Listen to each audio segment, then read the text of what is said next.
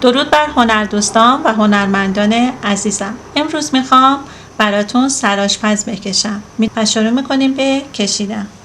یه بیضه بزرگ میکشم چون فقط میخوام صورتشو بکشم. انشالله جلسه بعدها کاملشو میکشم. یه بیضه بزرگ میکشم.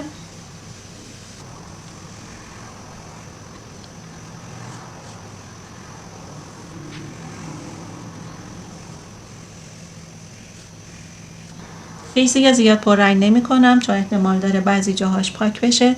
از وسط یک خط به صورت عمودی میکشم تا پایین.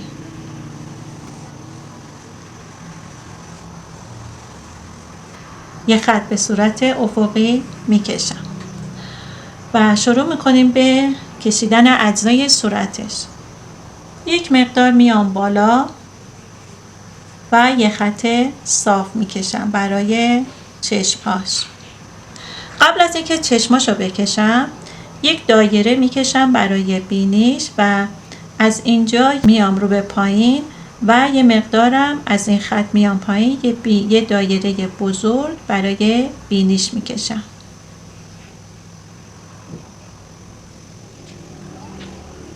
دایره رو که کشیدیم از اینجا کنار خط وسط یک مقدار فاصله میذارم و یه خط عمودی میام بالا. سمت مقابلش هم به همین صورت یه خط صاف میام بالا. سعی میکنیم یه اندازه باشه و یک مقدار حالت منحنی مانند، خیلی نه، میکشم و این دوتا رو به هم وصل میکنم. این قسمت هم به همین صورت از اینجا یه نیم سانت و از اینجا یه 2 میلی میام یه مقدار بالاتر و اینجا هم یه مقدار میام پایین و یه حالت منحنی خیلی کم به هم وصل میکنم و بعد پررنگش میکنم. بعد از اینکه این دوتا خط رو کشیدیم چشمشو از قسمت بالا به صورت نیم دایره ولی یه نیم دایره بزرگ میکشیم. اول همیشه بیرنگ بکشیم و وقتی که مطمئن شدیم پررنگش کنیم که اگه خواستین پاک کنین جاش نمونه. دوباره یه نیم دایره این قسمت این طرف میکشیم. از اینجا یه مقدار میام بالا و دوباره یه حالت منحنی خیلی کم میام اینجا. یه منحنی میدم تا اینجا و بر میگردم. یه خط این پایین میکشم و از اینجا این فاصله رو به بینیش میدم و حالت نیم دایره میکشم. یه نیم دایره به این فاصله میدیم و یه نیم دایره میکشیم، جای دهانش رو مشخص میکنیم و شروع میکنیم به کشیدن اجزا. یه بار گوشاش هم میکشم. قسمت این خطی که میبینی گوشش رو از اینجا یه مقدار میام داخل و میکشم و این قسمت رو از همین خطی که کشیدیم میام و گوشش رو کامل میکنم.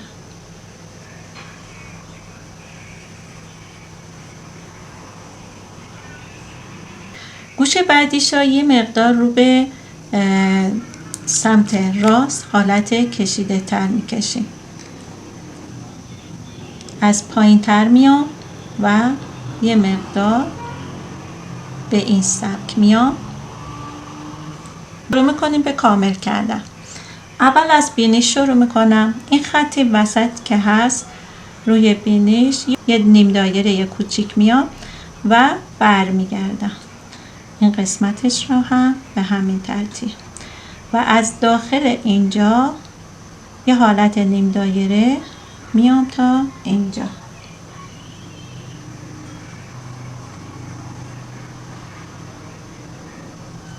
اینجا رو یکم پررنگ میکنم و از داخل اینجا دوباره میام تا قسمت بالا و امتدادش میدم به این خط عمود. این طرف هم به همین ترتیب. داخل چشماش یه دایره میکشم که خط دایره روی پلکش بیاد.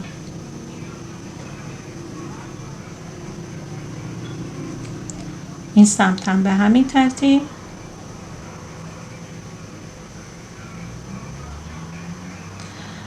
نور چشمش رو از این طرف میندازم که یه نور روی مردمک چشمشه و بقیه را تیره میکنم.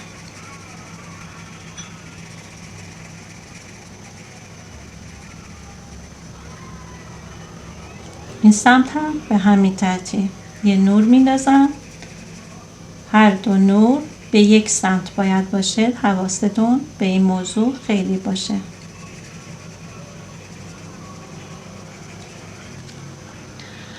خب چشمش رو هم کشیدم و قسمت بالای پلکش رو یکم پهن میکنم.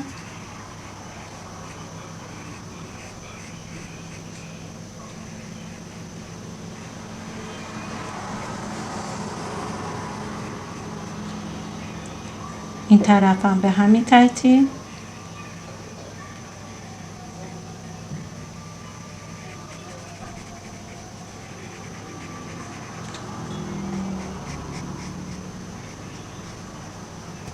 به صورت هاشور میکشم و میام پایین و هرچی پایین میام باریک تر میکنم.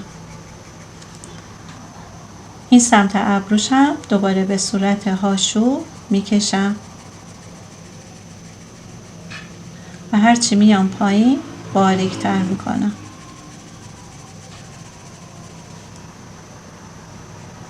و حالا دهنشو میکشم.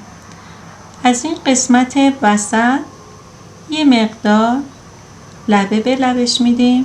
یه کمی میام بالا، خیلی کم به صورت منحنی و این سمتش رو هم به همین ترتیب و یه کمی داخلش رو رنگ میکنیم و قسمت پایینش رو وصل نمی کنم. فقط یه خط منحنی پایین لبش میکشم. یکی اینجا و یکی هم اینجا. حتی این رو هم میتونیم یک کمی بیرنگ تر بکنیم. قسمت بالای لبش رو هم یک کمی هاشور میدم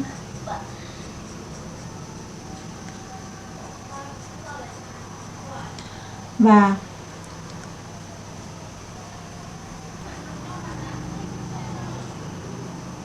لبه های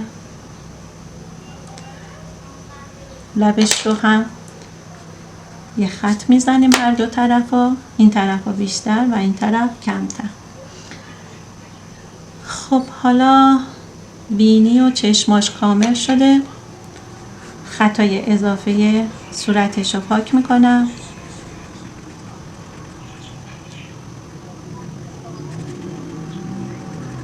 قسمت بالای پیشونیش یه حالت دایره وار، ولی هرچی دایره میکشیم یه نیم سانت دور تا دور سرش فاصله بذاریم. از اینجا شروع میکنم به کشیدن و همینجور حالتی دایره وار ولی مرتب کوچیکش میکنم و میام تا پهلوی گوشاش.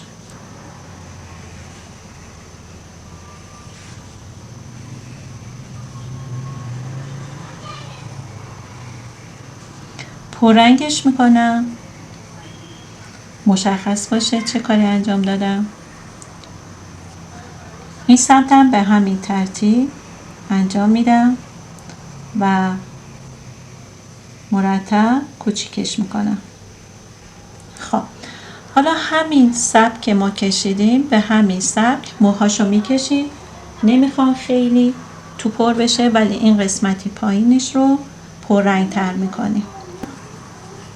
تمامش هم به همین روال انجام میده.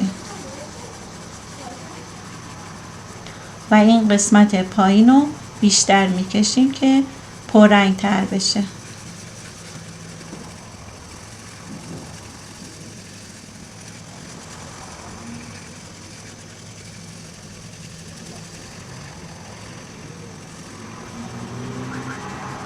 تقریبا این قسمت پایین رو تیره تر میکنیم و قسمت بالا رو کم رنگ تر میکنیم و به همین روال ادامه میدیم.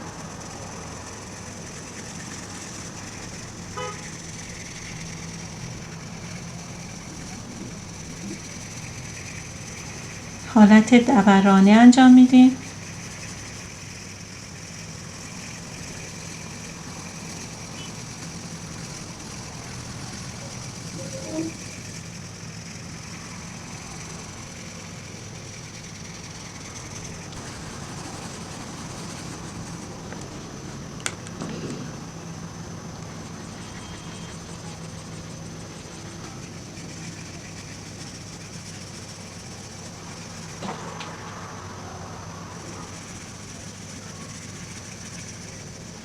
و همینجور که داریم میکشیم یک کمی بعضی جاهاشو شروع میکنیم به تیره تر کردن.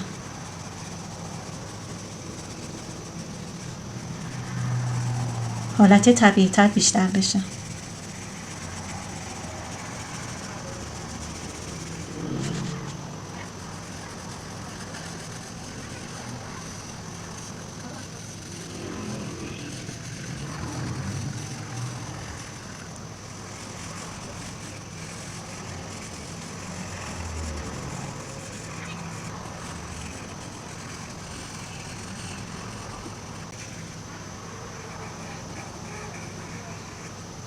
یه هاشور توی لایه گوشش انجام میدیم.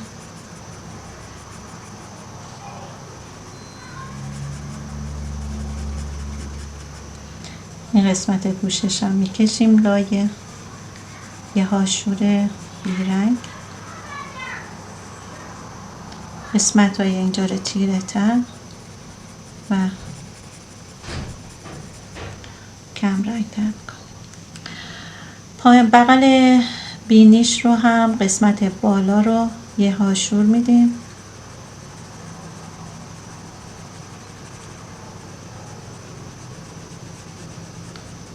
میایم پایین، یه لبه این قسمت هم هاشور میدیم و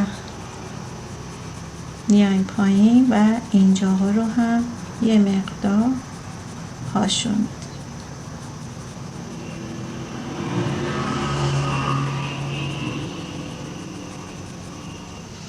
قسمت پایین لبش رو هم یه هاشور خیلی کم رنگ میدیم. حالا اینجاش چند تا نقطه به صورت ککمک طور میزنیم. اگه یادتون باشه تو کارتون میدیدی روی لپاش ککمک داشت. یه چند تا دونم روی بینیش میزنیم که طبیعی تر بشه. دیگه تقریبا صورتش کامل شد. حالا میام قسمت گردنش.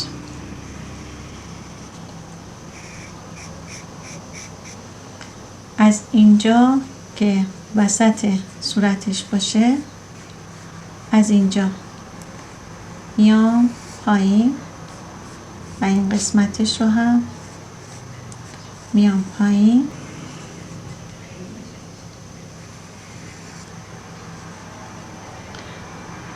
یقش رو میکشم، میام اینجا و به صورت کج میام پایین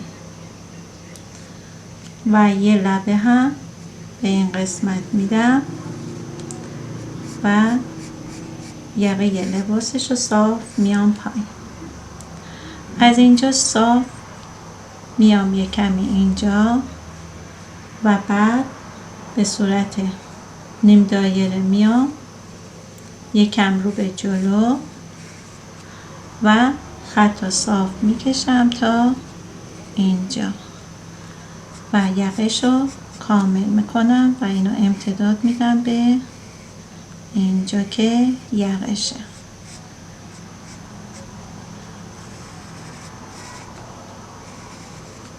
داخل یقه، داخلی یقه شو هاشور میزنم و یه هاشور خیلی کم قسمت پایین یقش میدیم و این خطم یه کمیشو کم رنگ میکنم و قسمت گردنشو یه هاشور خیلی کم میدیم.